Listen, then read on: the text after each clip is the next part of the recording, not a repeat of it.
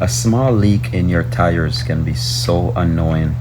Every minute you have to put air in it. Check out this video as we show you how to find small leaks in your tires. And check out some of our other videos as we show you how to patch and plug a tire.